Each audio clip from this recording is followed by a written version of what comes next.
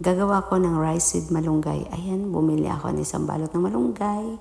Tapos ayan, tinanggal ko ng tangkay. Ayan na. Tapos sinugasan ko na siya at nilagay sa blender.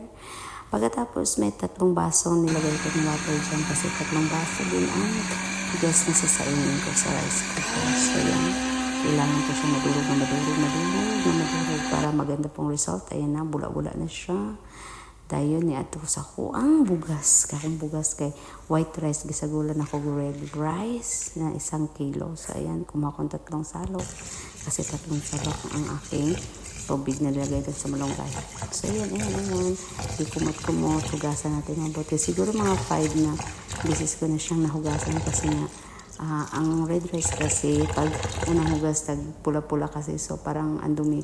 So ayan na, maputi na siya. So yan, nilagay na natin yung malunggay, moringa. So yan, so eksakto po siya kasi ang sukat po ng tubig at saka sa rice parehas lang po.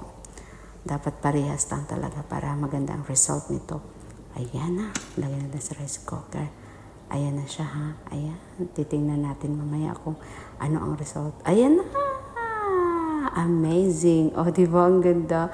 Healthy rice ka na. O, diba? So, sino pong gustong gumawa? Ayan, gayahin nyo lang po yung ginawa ko para po kakain din kayo ng may malunggay na rice.